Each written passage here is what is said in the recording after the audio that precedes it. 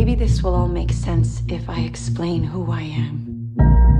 My name is Dr. Ellie Staple, and I'm a psychiatrist. My work concerns a particular type of delusion of grandeur. It's a growing field. I specialize in those individuals who believe they are superheroes.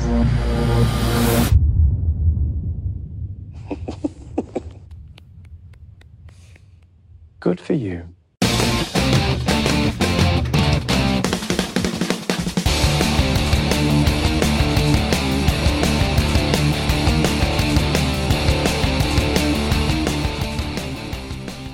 Hello, and welcome to another edition of the Sub-Beacon. I'm Victor Mattis, along with Sonny Bunch and Jonathan V. Last. I'd like to remind you the Sub-Beacon is available on iTunes and Google Play. Just look at a podcast and search for Sub-Beacon. You'll easily find us. Please subscribe, tell your friends, and leave a review. Gentlemen, how are we? JVL, what is going on? It is January Madness. Really, not March Madness. It's January Madness. What on earth could you be talking about? This week has been the tournament of JVLs. You've seen this, right? It's on Twitter. It's out there on Twitter. Explain to those of us or those of our listeners who are not part of the cult. Some of my friends on Twitter decided to take my split style eccentricities and parcel them out into 64 distinct JVLs, and then seed them into 4 regions: the misanthropic region, the crazy germaphobe region. Question. Yeah. How is the whole thing not just the misanthropic region? Is that not the overarching? I contain multitudes. Okay. And Has it already been, or is it going to go, is this happening like in the process of, much like the bracket schedule? So here is how it has weeks. run. So last week, the brackets themselves were distributed with all the matchups, and people were encouraged to fill out their brackets and work out the tournament and then submit them. And the tournament organizer then is going to do everything has been doing everything as a poll, where she puts the matchups up and then people vote for it, and then the winner will be the person whose bracket ultimately most closely resembles the results of the polls, as the polls then determine the tournament progression. The next time our listeners decide to do something like this, we should try and get a sponsor for it. The Tournament of JVLs, brought to you by Dollar Shave Club. Right. Or something. There's just one thing. The Pennzoil Draft. Yes. There's just one thing that I would like to. Oh, and here the regions are the universally admired character traits. That's the weakest of the regions. Consumer habits. The West. That is the West region. The random personality quirks, and then the misanthropy region. And the misanthropy region is very strong, incredibly strong. Yeah, very strong. Duke is there. Duke is in that. I would just like to say that I'm pretty sure that I'm going to lose my own tournament. Your bracket won't work. You have I didn't actually formally fill out a bracket, but I sort of mentally went through and checked out and figured out what my final 4 would look like, and already looking at the first round results, I'm screwed. So I'm even going to lose my own tournament. I'm not just losing the Oscar draft. We'll get to that. We'll get to that tournament. That's all I've got. So in other words, you have an ideal. You have an ideal of who you want to win, the best of JVL, the best of you, but you think it's going to end up being the worst of you that's going to win. Is that what you're thinking? Well, Which not one? The worst. They're all they're all interesting in their own ways. All right. But no, I don't want to thumb the scales by reporting the answer. We'll have an answer next week. Are we in round of 16 yet, or round of 32? Yesterday we completed. We are taping on Thursday morning, right before the show goes out. Of course we are. And the first round was completed yesterday on Wednesday. Oh. A couple big upsets. I think a 1 seed went down. How about a 5-12? 2 of the 5 seeds won. Oh, okay. A couple 10s, a couple of 11s. 10 is but an a interesting 16. one. We had a 16 upset. That not since UVA, right? I believe Hangry JVL lost in the first round. Careful JVL. Yeah, I don't understand how Careful was a 16 seed. That's easily that should have been a 5 or 6. Where was Georgetown JVL? Georgetown JVL is. Hold on, he's He's in here. I know. Georgetown Envious. Oh, did he advance? Georgetown is a number 7. A 7-10. seed Okay. In the misanthropy region, though. Oh. So it's a tough. It's a tough. Yeah. Okay. Yeah. Tough nut. We might get in a the win. first round, Georgetown. Georgetown Envious JVL was matched up against at number 10 Grudge holding JVL. What? That's a ridiculous. Matt. It should be the other way around. Sorry. Grudge holding would be a 1 seed. Grudge for me. holding That's a should 1 be seed. a 1 Come seed. on. Yeah, absolutely. That's what I've got. Victor, how are you? I am exhausted. I spent yesterday evening in a high school auditorium admiring the town. You made bail. Yeah, I'm actually Skyping from county lockup. No, I was going to say I was in the high school auditorium admiring Pep rally? Admiring Just went to the pep rally at the local high school on a Wednesday night. And then I no forgot, reason. Well, just have a lot of spirit. You know what it is? My kids grow up so fast. You know how they say the kids grow up? And then I said, wait a minute, not too fast. They're not even in high school yet. What am I doing here? And then I had to leave. No. Sir, why are you wearing a trench coat? And sunglasses at night. What is that? Like Robert Ridgely. Yeah, Robert. Yeah, in high anxiety. Come with me, sir, into the men's room. Okay, no. So my daughter, she won an essay contest. Well, it's not really essay, right? It's not like Montesquieu, but it's a writing contest. So the county does the whole thing where it's like a competition. There's different themes. It's all art related, but the different subject every year. This subject. This year is called Heroes, and so she wrote a little story about Dick Cheney. Had she known more, had she seen the movie, she would have picked him. And anyway, her school, her elementary school, she won her category in her school, which is grades like 3 to 5. So that was very exciting. But then she also got an honorable mention at the county level. So we attended the county event last night. Her hero, you were wondering about this. Her hero is her mother. Question. Yes. Shouldn't your daughter be disqualified for having a parent who's one of the great editors of his generation? You're very kind. Well, here was the trick. I mean, of it. that I know that is unfair. I know. Well, you'd also be surprised, especially in this county. There's lots of parents who are very into this sort of thing. Yeah, but not as good an editor as you. You are one of the great editors in Washington. You're very kind. This is like the Ringer. You can't let her bid the contest. It's like those sweepstakes, and you have to read the fine print. Anyone who works for the company can't work there, like McDonald's. Okay, Yeah. No. The key was something she wrote in class, so I had no interference whatsoever. And in fact, I had no idea it happened until I found out that she was a winner. And in fact, the story she talks about where Kate rescues her in a pool, I have no memory of that either. I like the image of her bringing her essay to you, and you getting out the red pen and marking it up. You're like, I'm sorry, you're dangling your gerund here. Yeah, there's honey. The two things. Let's kill the little darlings here. I will. You're mixing metaphors. I won't. Yes, I'm not at that point yet. Move your nut graph up. I would say spelling is something that I can't misspelling. I can't abide by that. And then they're into this whole. If you're writing it down, her penmanship is terrific, but they want to break up words, so they like to do the hyphen if they reach the end of the paper, but it's not always where it actually should be. And so I explained that. But other than that, I mean, it was a lovely essay. It wasn't about me, but that was fine. Sonny, you have a look on your face. No, That seems very sweet that she would write about Kate. It is. It is. It was very nice. But my mommy does all of the yard work and the plumbing and the electrical wiring. Goes without saying. There's nothing she can't do. I was really worried about getting into the details of what, like, and I don't know where my daddy is. She assembles all of the grills. Right. I don't know where am I? And my dad likes to play a game called Civilization.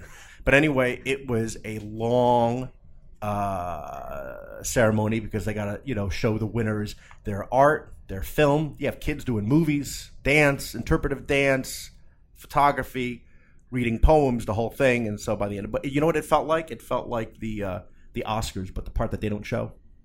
The technical awards that they do like 3 days earlier. Yeah, like at 2 p.m. and there's probably no one in the audience. And when you look in the auditorium, it's just nobody else there. That's what it felt like. But speaking of Oscars, Sonny Bunch, how about an Oscar draft update? Well, first off, go ahead. What I'm going to do right now is pour myself a victory drink. He really is. You're getting a slow clap from JVL. His ice cube is a Death Star ice cube. Because I destroyed You everyone have a in this spherical room. ice cube? I do. It's Let me see. It's shaped like it's a mold of the Death Star. It actually is. So spherical ice cubes are supposed to be the way Yes, you do it. I that's believe right. that's the way the Japanese do their scotch, right? Because That's you how you're- maximize surface area. No, minimize surface. I think you minimize surface area 'Cause you don't and- want as much- because you don't want to maximize, dilute it right. as much. Yes. Oh, even more better than that is just with no ice and just drink it.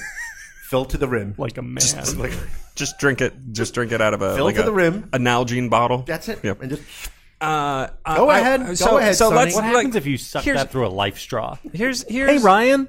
Here's what we need to acknowledge here is that I was right. in Without that even knowing it. I was right.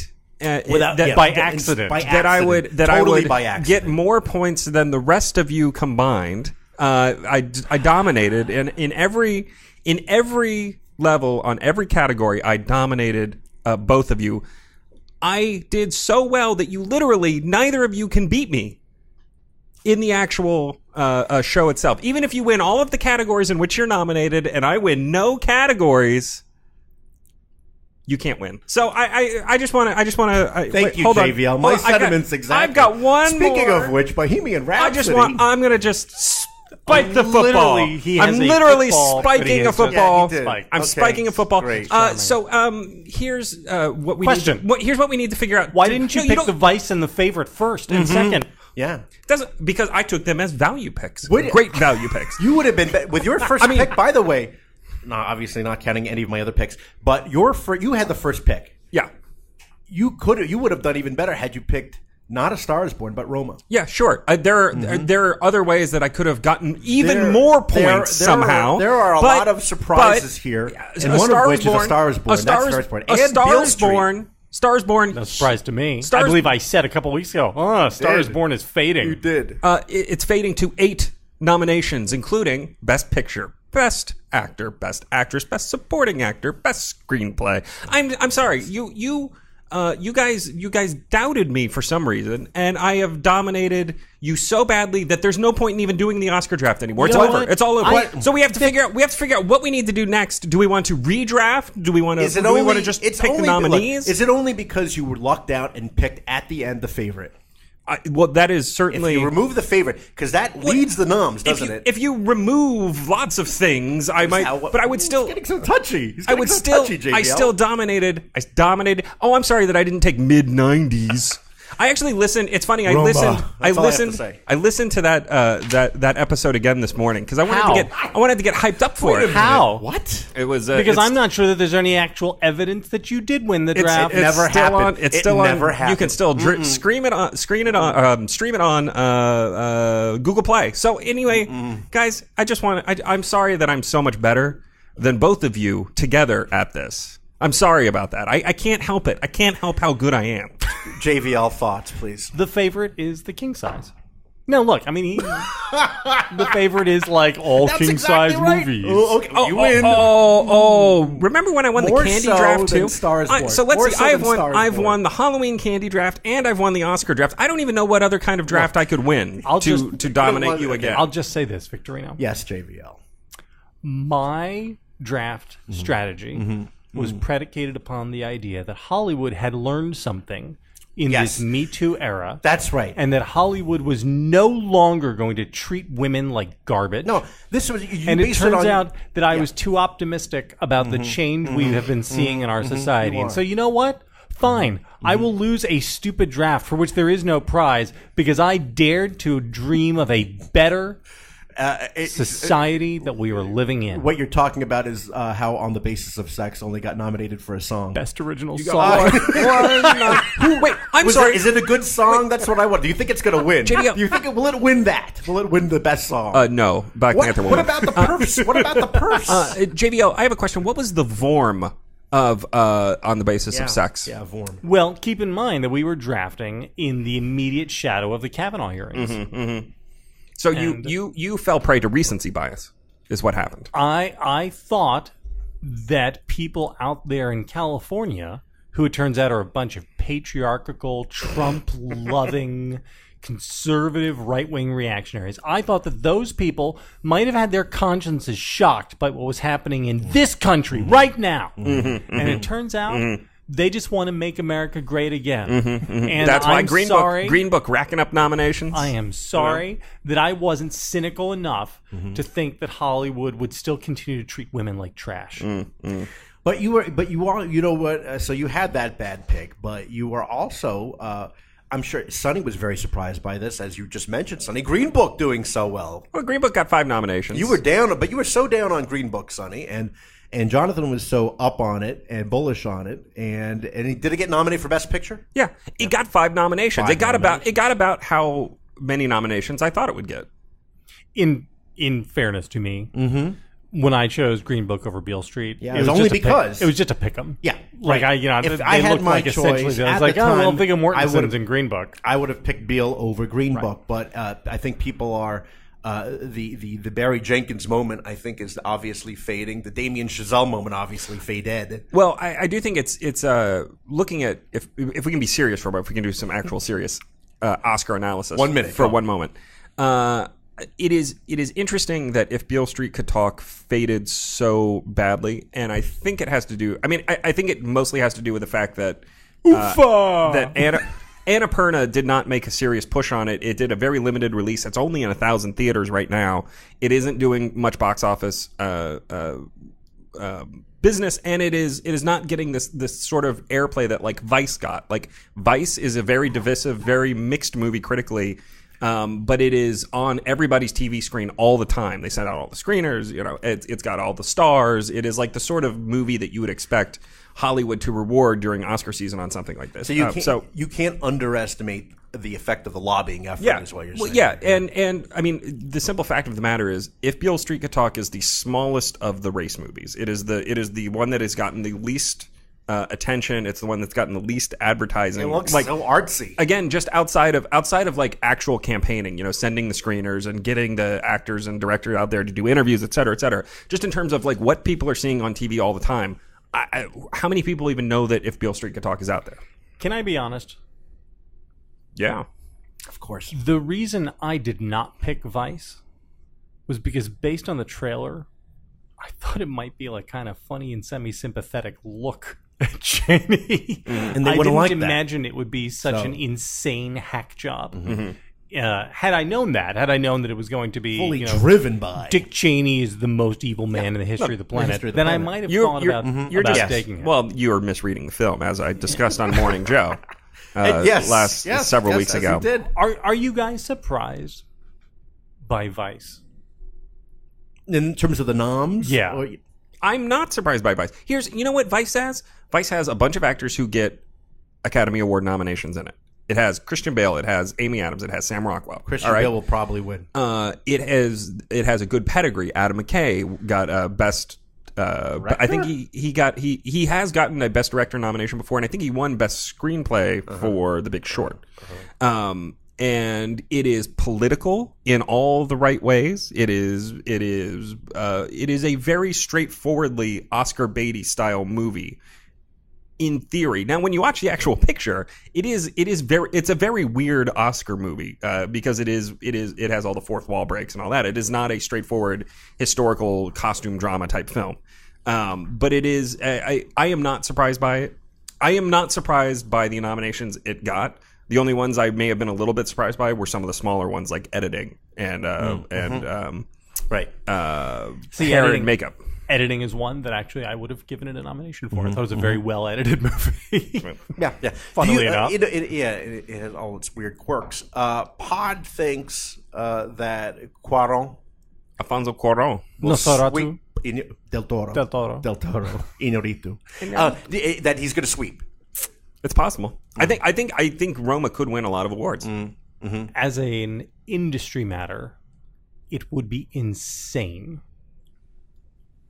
for the Academy to go out and legitimize Netflix. Yeah, I mean this would be like in 1980, Detroit Auto Show giving its best car and show to a Toyota Camry. Like this is a thing which has arrived on our shores to kill your industry, and you're going to give it Best Picture. Yeah. I have a hard time believing that that's a thing that will happen, but maybe people don't constantly think that being way surprised. anymore. No, I'm constantly being surprised by this. Well, remember, as this process continues. Remember that the biggest block of voters is the actors, and the actors get paid no matter what. And I think they care about this in the abstract, but I do not think that they are strategizing in this sort of way. JV, I was going to say the other thing that you were lucky about was Bohemian Rhapsody, because that was a leftover. That was something at the very end, I think. And it's like, who's going to really It was take a it? middle Is it pick gonna- for me. A middle It pick? was a middle pick for me. That was Rami your last pick. Malek? It was your last pick. Was it my last pick? Yeah. Oh, I knew- I hated that movie. Right. But I only thought that it with a the shrug, I'm saying it's not critical- going to win any music or anything the yet. critical response plus the box office success of it made me think that they could. I mean, people loved the movie for reasons I can't understand. And Number it made 153 and the IMDb top 250 of all time. of all time. It's the 153rd greatest film ever made.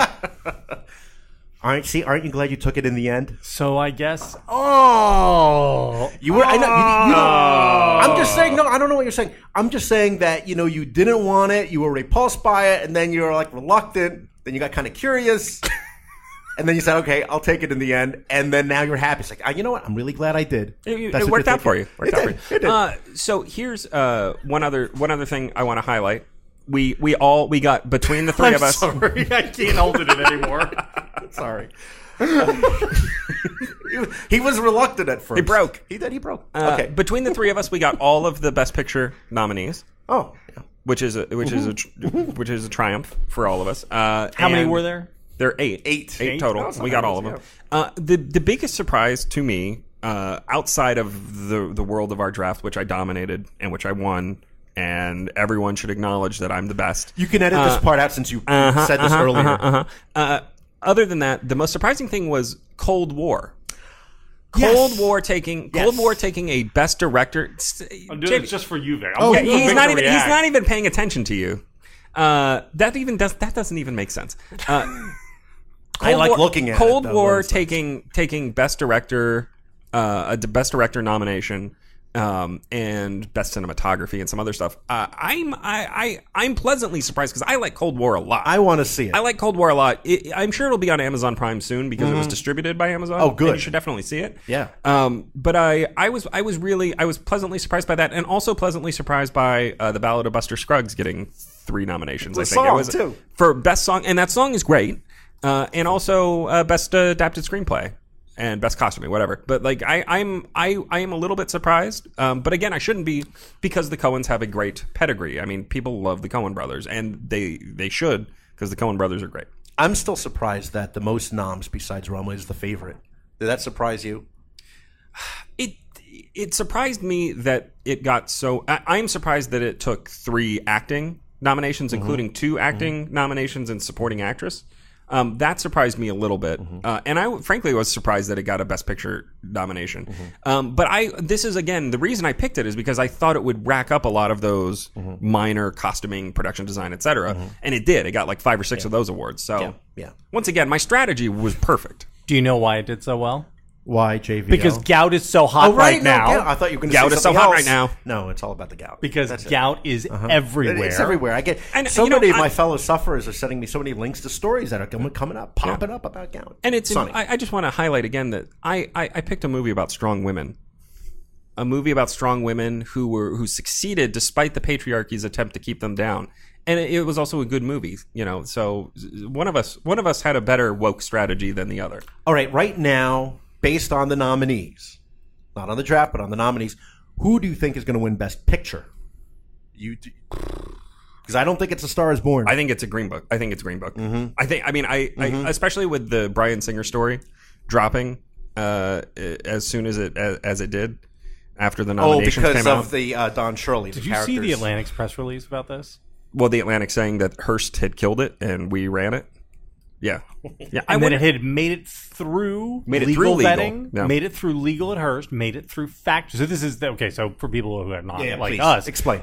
So the Atlantic has a giant story about Bryan Singer in it, which is not especially favorable to Bryan Singer, and It turns out they released a statement today from the two authors of the piece saying that we had worked on this story for years for Esquire. It had made it through the editorial process, it had made it through the fact-checking, and then it had been vetted by the Hearst legal department. And only then did Hearst Corporate decide to come in and kill it. And that we were happy to be able to bring it over to the Atlantic, where it was again vetted editorially, again fact-checked, and again went through legal. But then Atlantic did not roll over like a bunch of... what time is it, Sonny? Like a bunch of fucking and back out of the story. And so they ran it, and good for them. And the reason for this, I would guess, if I had to sort of... is because Esquire is dependent on putting celebrities on the cover. Yep. And so you can, if you are connected to Singer, you could go to them and say... you will never get one of my clients to pose on your cover ever again if you run this story. And Esquire, like all of those glossy glamour magazines, lives and dies by its celebrity covers. Yeah, that's right. And the Atlantic is like, yeah. Right. Yeah. He didn't direct the new X-Men movie that's coming out, did he? No. Okay. Simon Kinberg did, I believe. Okay. That is apparently a disaster. It keeps having preview screenings, and they keep the trailer, and it's not doing it for Dark me. Phoenix. Dark Phoenix.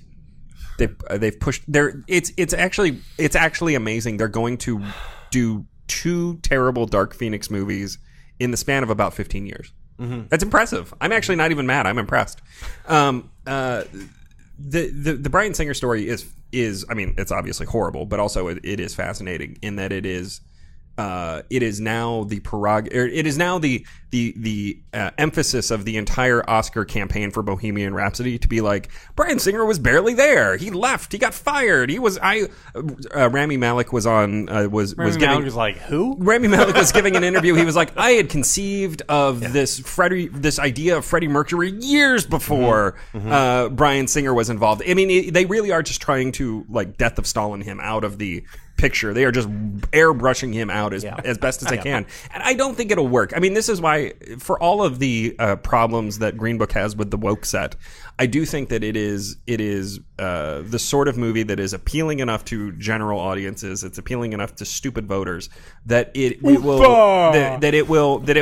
rack up. It's culturally accurate for its time. It will. I think it's going to take home. Minga. I think it ends up taking home Best Picture. I mean, the other problem that Bohemian Rhapsody has is that it's a ball movie. Well, I mean, leave aside that. Yeah. JVL, your pick then. Who do you think is going to win Best Pick? I have no idea. I know who it should be. It should be Black Panther. No. Nonsense.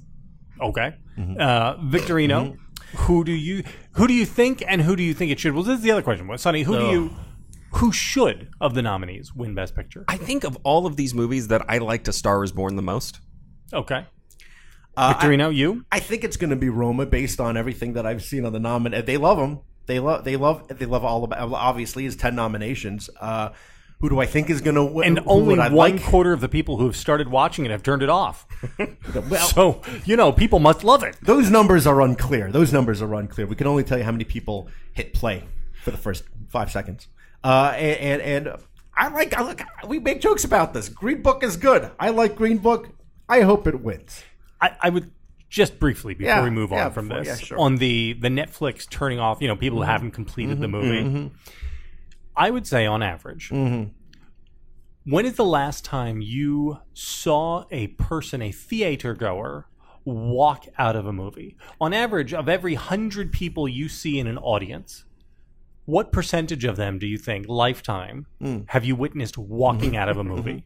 Would you say it's 25%? I would say it's lower than that. I would say much. Would you say it's lower than 0.5%? Yeah, probably in the zero. It's somewhere between 0 and 1%. I would say. Interesting. With the exception of a couple of of aggressively avant-garde films like Brown Bunny. Mother.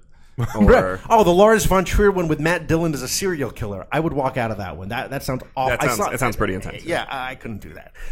Okay, well, thank you, JVL, and good luck on your multiple personality draft. Speaking of multiple personalities, over the weekend, Glass shattered the box office by. Look at that! That is A+. A+. Thank you. Yes, it shattered the box office by Airbender standards with $40 million. followed by The Upside. I was surprised by that, by the way. Yes, we'll get to that in a second. And Aquaman in third place with 10 million.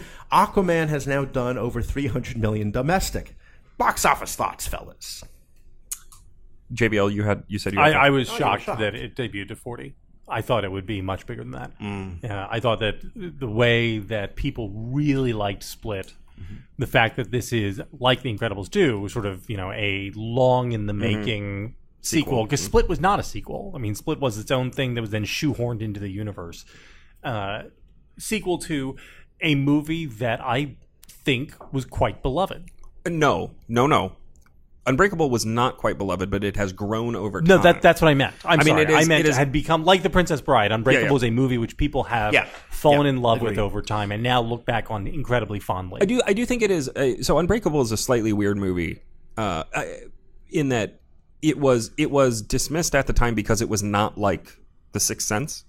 These three expectation. movies. These three movies are actually a perfect representation of why cinema score is a useful metric and why it is also not a good arbiter of quality. So if you look at Unbreakable, Split, and Glass, Unbreakable got a C, Split got a B+, and Glass got a B. Now, the reason Unbreakable got a C is because it was nothing like Sixth Sense. It was totally different. It was totally different in tone and totally different in what the movie actually was. It's kind of it's more of a drama than a horror film. It's very well done. Split, on the other hand, was essentially the first really good M. Night Shyamalan movie in a decade. So people saw it and they were like, oh yeah, that's pretty good. B+, sure, why not?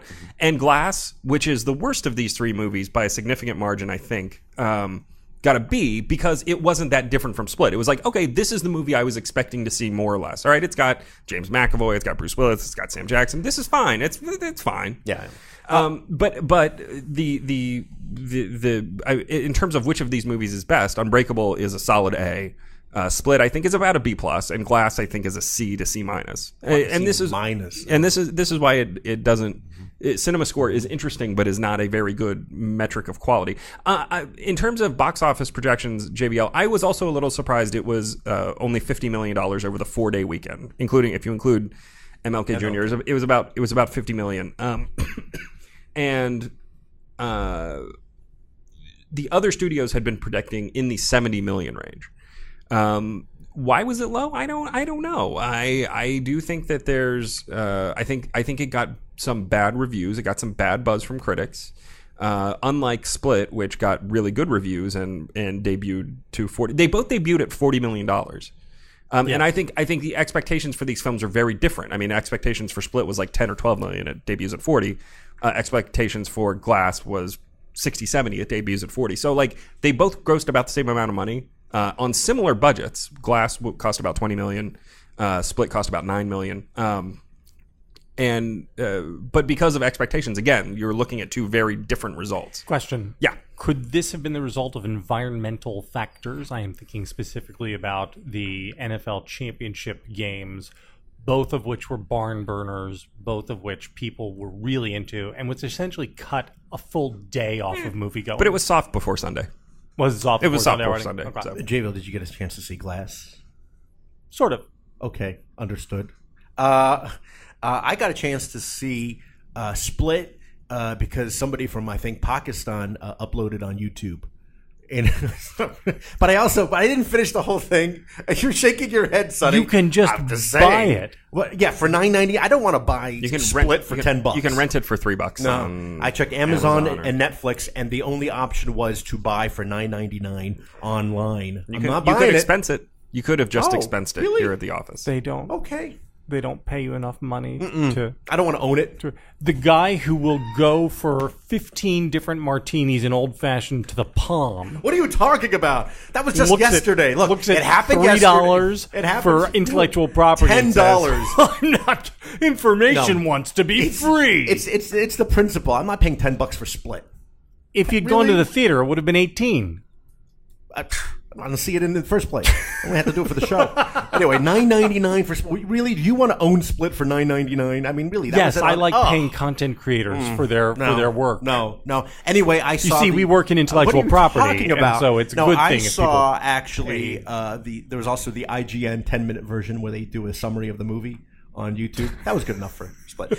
Anyway, but Sonny, do you want to give it a Did quick... anyone else see No. it? No, I saw it, but that was it. Sonny, do you want to give a quick big boy review of Glass for those of us, and spoiler alerts?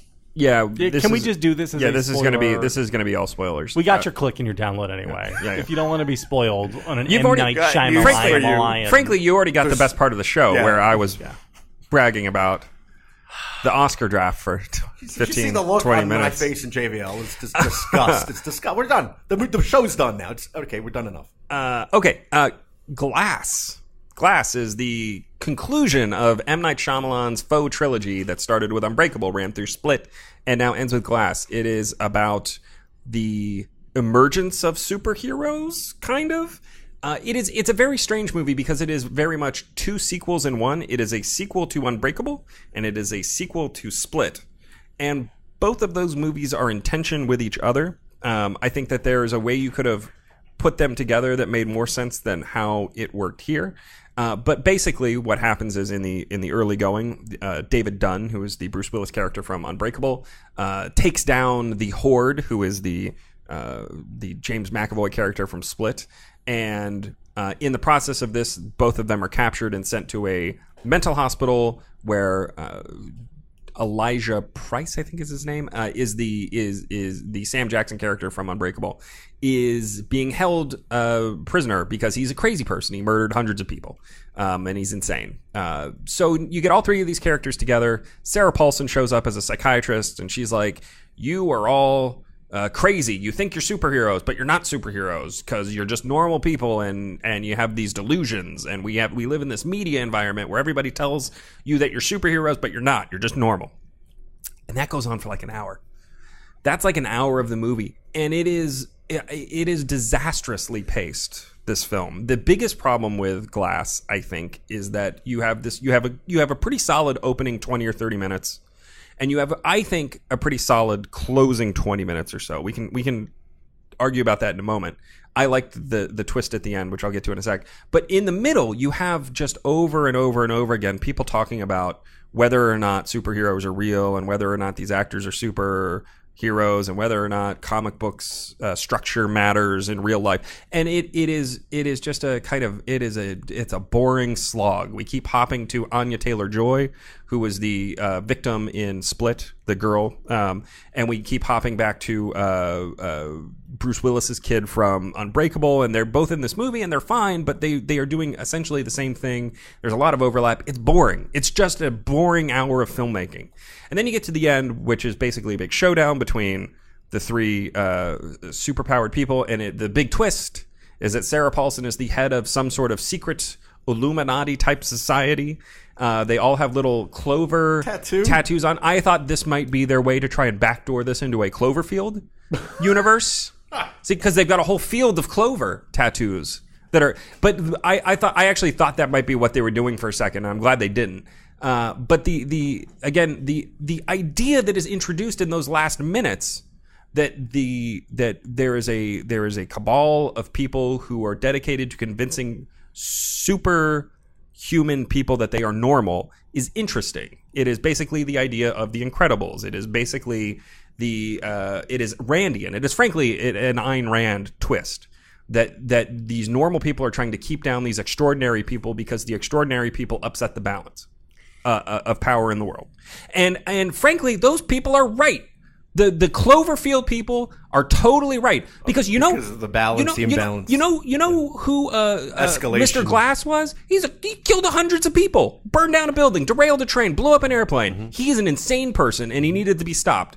The Beast, mass murderer, cannibal, killing women, eating them. Mm-hmm. Gross, terrible. Granted, this also means that we lose Bruce Willis's character, but sometimes you got to drown your hero in a puddle to save the world. So anyway, that was lovely. Thank you, Sonny. But that's my problem with it is that had there not been any Bruce Willis, these people would have continued terrorizing and eating people. But a quick question for you, for either of you, James McAvoy. Did he ever get any sort of Golden Globe or Oscar nom for his performance? No. Because why? because he's working hard. It looks like he's working hard. James McAvoy is my favorite part of these last two films because he's hamming it up real hard on screen, and I like that. I like it when actors just kind of throw caution into the wind, and and really ham it up because his stuff is actually entertaining to watch, unlike everything else that's happening in the hospital. So, but you think it's because he was hamming it up that people are just people are not taking him seriously. This is not a movie that is going to get a lot of Oscar nominations or takes Golden a lot of Globe work. nominations. He's doing 24 personalities. JVL, you have a look of consternation on your face. You have a look of disgust on your face right now. I think that X-Men First Class is the only time James McAvoy hasn't hammed it up on screen. Well, basically all of the X-Men movies, he's very staid, and in everything else he does, he's just ready for this. Ready for this. Wanted. He's Wanted. pretty. Wimbledon. Everything. I saw him in an episode of Foyle's War, and he was a young lad, and he played it completely straight. Sorry. That was it for James McAvoy, playing it completely straight. He's my favorite. He's my favorite thing about Atomic Blonde. I was thinking about Atomic Blonde. Yeah, roided up. Okay, JV. He is also. What's going on? A lot of low weight, high rep, skinless chicken. Atonement. He's playing that very straight. Okay. I like James McAvoy. I don't dislike him. Class thoughts. So I want to love this movie because it's a love letter to Philadelphia, the way all of M. Night's movies are. And there's another scene at Ontario Street Comics, which is my favorite comic book shop on the planet. It's amazing. So that's really they're really filming there. I would have cut all that out. Everything in the comic book store is terrible. Well, of course. They kept the same guy, didn't they? The comic book guy behind the counter That's is the because same one. He's the owner of Ontario Street. I know him. So it's real. It's all real. That's no, he's a crazy. real guy. I know him. That's In fact, crazy. when I was up there with my buddy Chris a couple months ago, we were at Ontario Street and we had a nice long conversation with him. Wait, is he? So he's also the guy from Unbreakable, Yes. who wheels Yeah. Samuel Jackson out of the. Yeah. No. That's crazy. But But yes to all of this. Sonny's always right. Okay, fine. It's not a great movie, and I have a lot of questions. And I've like got Sonny, tons. the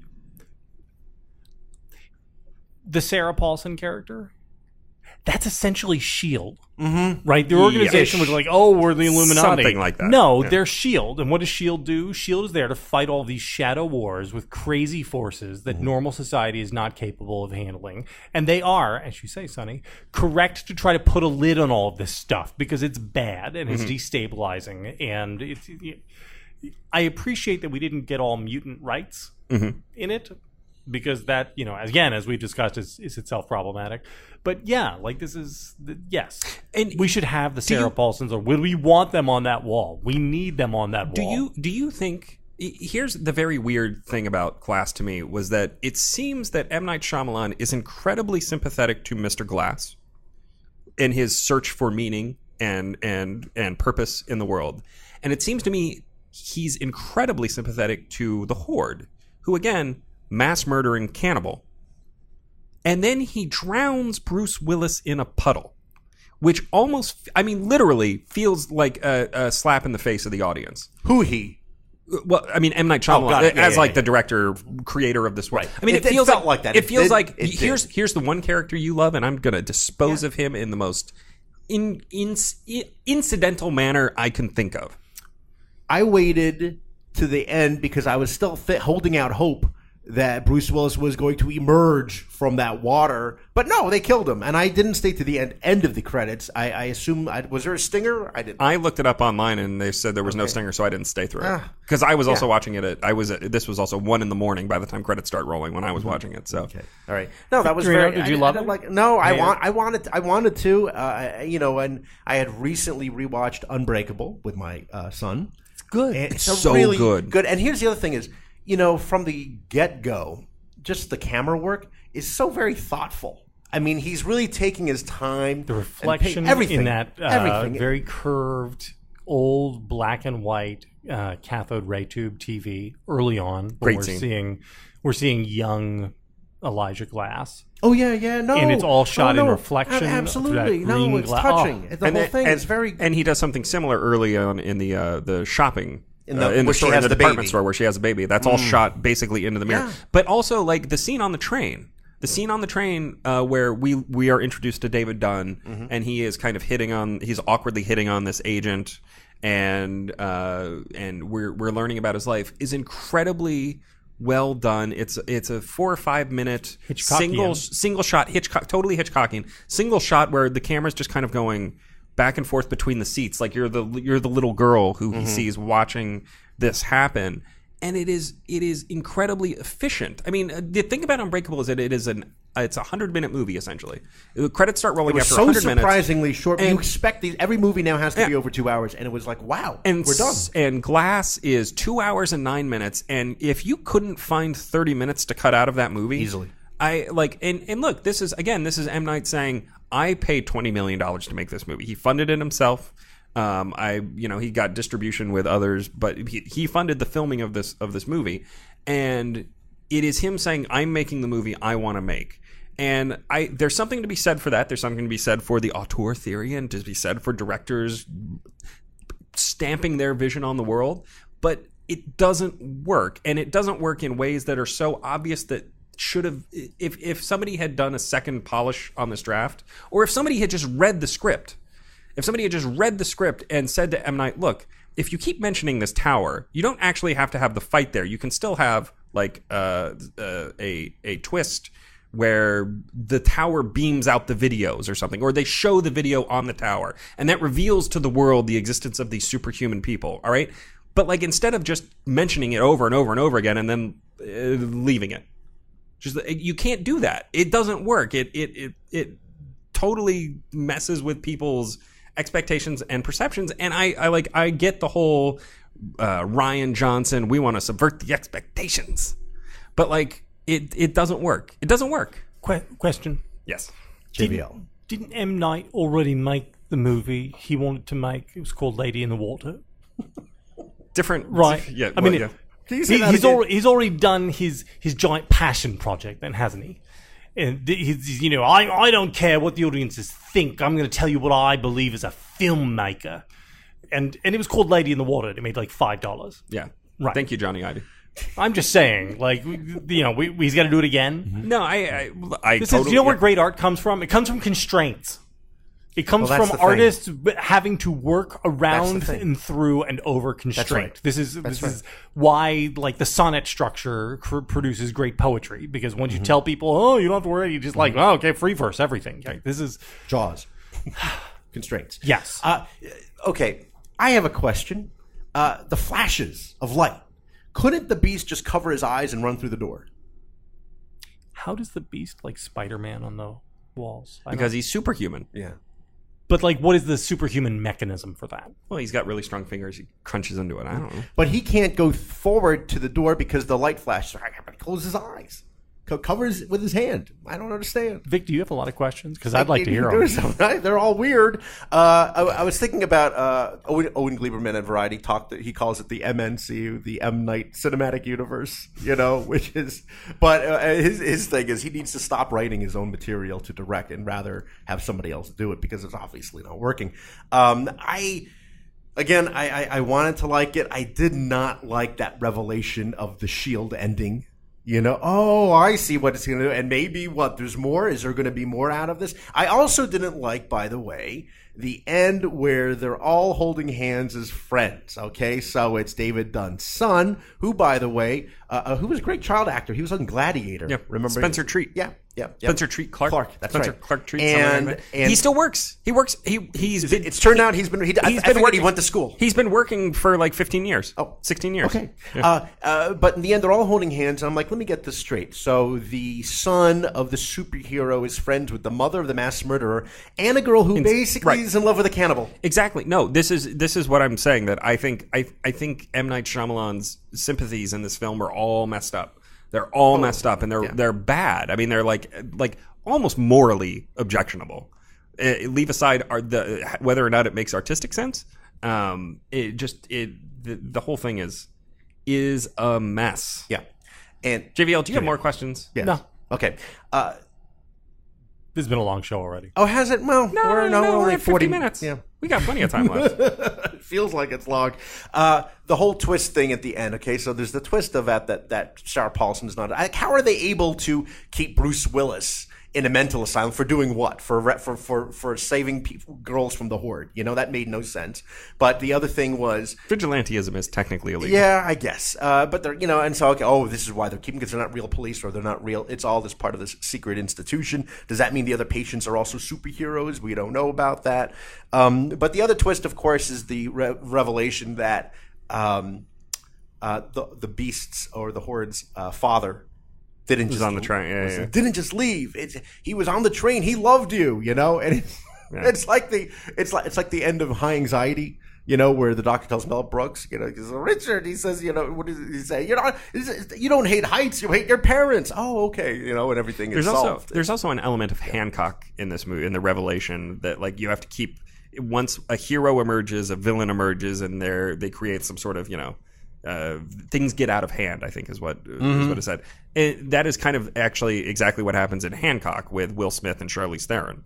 That they have to be kept apart, otherwise things start getting nutty. Yeah. So does this mean is this the end of the trilogy, or what? Depends on JVL. Depends on the percentage hold to week 2, right? Because Split held like crazy. Split did very well. Split played for a long, long time. Split grossed almost $300 million worldwide off a $9 million budget. Is this the first accidental trilogy we can remember? You mean aside from Star Wars? Yeah, I guess. I would say this. The trilogies and expanded universes used to be accidental. Mm-hmm. Like when they happened, it was like, nobody intended. Like, oh my gosh, look what we have here. We have a franchise. And over the last 20 years, it has been exactly the opposite, which is every property is conceived, well, we could have a series of franchises, blah, blah, blah, blah, blah. And this is the first, I would say, in recent memory time that we've gotten, although maybe not. Maybe I'm overlooking all the Blumhouse stuff. Like Saw was not intended to span 10 movies or something like Saw that. Or like the but those were also sequels. slasher. Slasher films have always spawned franchises like that. And those are sequels, not actual stories. Yeah. Right? I mean, this really is a universe with a story and an idea behind it, and it seems like it came about almost by accident. And I want more Mr. Glass. I always want more. He's the most interesting of the 3 characters. But they're gone. They're all dead now. Well, that's the problem. I always find more amusing movies that intend for a sequel, but they never happen because the movie bombs. Remo Williams, The Adventure Begins. Buckaroo Banzai. Yeah. The end of Flash Gordon, where there's Ming's ring, and then somebody says the end, and somebody picks it up, and then question mark. It's no, it's period. It's actually a period. And of course, the problem with the Mummy movie, right, with Tom Cruise. Oh, yeah. That's an extended monster universe. Oof. That was a. Yeah. Although the Godzilla universe is doing pretty well. Have you seen all the trailers out for Godzilla King of Monsters? Mm-hmm. Looks pretty great. Does look pretty What's great. the remind me? What is the 3-headed? That's a great Rodan? King Ghidorah? No, maybe something that's like it. that. Rodan is the bird. Oh, the thing. bird. And Mothra. Yeah, the pterodactyl. Mothra's in it. Mothra's and then in it. there's Rodan's in it. I know listeners are screaming at us right now because they didn't name the I'll three-headed effort it so they monster. can It's a stop yelling at their car. fantastic Hydra-like creature, and I guess that'll be interesting. I don't know. Okay. Other thoughts? That's it. We're M Nighted out. Are we M Nighted out? Okay. I think we're done. Oh, King Ghidorah. Yeah. King Ghidorah. That's my pay. If I could be any of what I them, just I'd be said. King Ghidorah. Thank you. You're right again, Sonny. Yeah, that's right. Oh, where's that football? You look. Oh, good. Oh, he just spiked it again. Okay. Where does Glass rank? Above, below, Lady in the Water, and Airbender, and such? The official M. Night Shyamalan ranking is as follows. Number 1, Unbreakable. Number 2, Signs. Number 3, Sixth Sense. Number 4, I'll go with Split. Number 5, The Village. There's kind of a gap. Then I'll go with Glass, and then everything else is just in a big pile of The Happening filth at the bottom. Yeah. Except The Visit. The Visit's okay. I don't know. It's somewhere. But the Happening, After Earth, and The Last Airbender are all, and Lady in the Water, all bad. Just in the bottom again, in the heap trash heap. Yeah. I was so excited of history. I was so excited to see. I remember this because I loved those first 3 movies, right? Sixth Sense, Unbreakable, and Signs. And I was really excited. Oh, Lady in the Water, that looks really good too. It's got Paul Giamatti, who's hot now after Sideways. And you, JVL, had seen it and told me, do not see this movie. It is awful. And you told so and then bad. you told me about the looking for the great writer But it's the movie that he wanted to make. yet again. I mean, but this was QED. really like he had 3 very successful movies, and so all of a sudden the studio Well, The Village. Whatever you want to do, dude. Lady in the Water was supposed to be his comeback from The Village, which was which was not well received and is actually pretty good. I know friend of the show like The Adam Village. Piper is big on this, but it is I like it a lot. Adam grew up in the Village. Just kidding. I don't know. Did people figure out the ending of the Village before the ending of the Village? Well, I figured Mostly. Majority-wise. I figured out the ending of The Village when I saw the first trailer because I was like, oh, it's set in olden times. It must actually be set in modern day. That was because that's what M. Night Shyamalan was at this point. Oh, that's good. Okay, that's it. We're done. No corrections and additions. I assume everybody's cool. Everyone's perfect. Wonderful. Especially me. That's definitely all the time we're giving to this episode. Questions, comments, complaints, compliments. Tweet us at Victorino Mattis, at Sunny Bunch. At JB Last. Again, be sure to subscribe to us on iTunes or Google Play. Just type in Sub Beacon under podcasts, and we're there. Leave a review. Tell your friends. Until next time.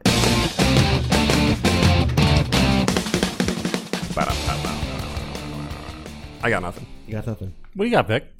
Just an apology. Quick apology. Quick Who apology. did you kill this time? Remember we were talking about Cold War. you killed someone, didn't you? So we were no, not really. We were talking about Cold War. I don't know if this actually made this might have gotten left on the cutting room floor, but we were talking about Cold War, and you were talking about and those movies, and I was talking about how much I love those Eastern European films I had taken a class on, and I'd watch all these things, especially and a Man of Iron. You said that was Man the of one Steel. class that semester that you decided to do well in. I did. You pick one At Georgetown. You know how it is, JVL. You pick one class to do well in, and the other ones. I had a class on military security and diplomacy, and I bought the book twice because I didn't know I bought it the first time. I just hadn't read it. I still never read it. And it was on something on proliferation. There was a submarine on the cover. There was a submarine on the cover. I said, I got to get that book. Oh, I have. It was The Hunt for Red October. That's what it's based on. So anyway, but I wanted to make a reference to Andrzej Wajda. Vajda. Yes. Vajda? Yes. Andrzej Vajda. And then while we were riffing on that, I made a joke about Vajna because I was thinking of Andy Vajna. He died. He died. On Sunday. So Killed another person. Apologies for accidentally To his mentioning. family. No, I mean I'm better off mentioning people who have already died. So sorry. Well, I have one little thing for you guys. JBL. I didn't actually see the movie. I was just faking my way through that one. I've never done that before. It was like being back in 3rd grade again at the lunch table with the 18. Shameless. Did you really didn't go see the movie? You just talked about it without? Absolutely.